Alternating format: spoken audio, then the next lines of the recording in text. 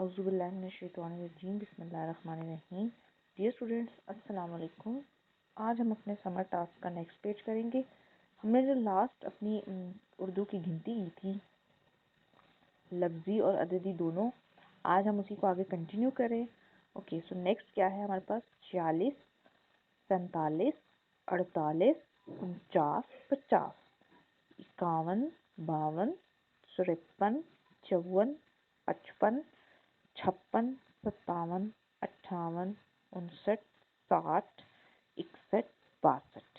ये स्टूडेंट्स, जैसे मैंने आपको पहले भी कहा था, आपने ये सारी काउंटिंग भी याद करनी है। लफ्जी और अदद में भी जो दी हुई है आपको, उसको याद करना है आपने अच्छे से, और फिर अपनी नोटबुक्स पे इसको आपने लिखना भी है, इसकी प्रैक्टिस भी करनी है।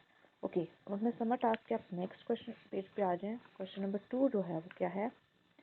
मंदरजा ज़ैल जुमलों में दिए गए अदाद को हरूफ में तहरीर करें। ओके, अब आपको जुमलों में अदाद दिए हुए हैं, यानी नंबर्स दिए हुए हैं, आपने उनको हरूफ में लिखना है। फॉर एग्जांपल आपको दी हुई है, वो 1964 से इस मकान में रह रहा है। ठीक है, ये 1964 पहले ऊपर आपको अदद में लिखा हुआ, यानी नंबर्स में लिखा हुआ, लेकिन नीचे आपने उसने देखा होगा कि उन्होंने उसको हरूफ में लिखा हुआ है। वो 1964 से इस मकान में रह रहा है। ओके, अब आप आ जाए अपने फर्स्ट सेंटेंस पे। इस घड़ी की कीमत 2250 रुपये है। ओके, हम इसको किस तरह लिखेंगे? इस घड़ी की कीमत 2250 रुपये है।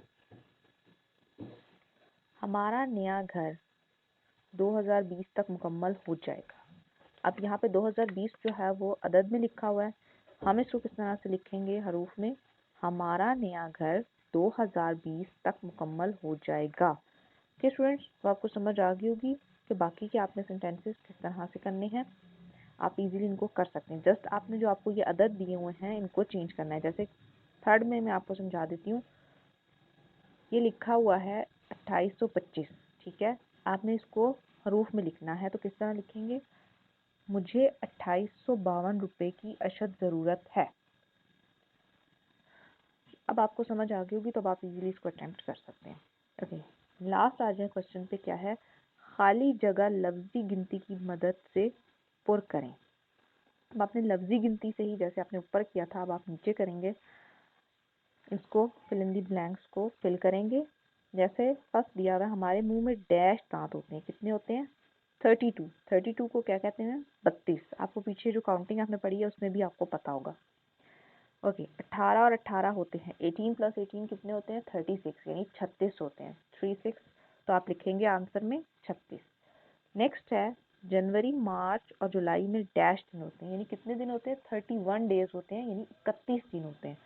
तो स्टूडेंट्स, अब आपको समझ आ गई होगी और आप इजीली अपना समर टास्क अटेम्प्ट कर सकेंगे। अल्लाह हाफिज़, फी अमान अल्लाह।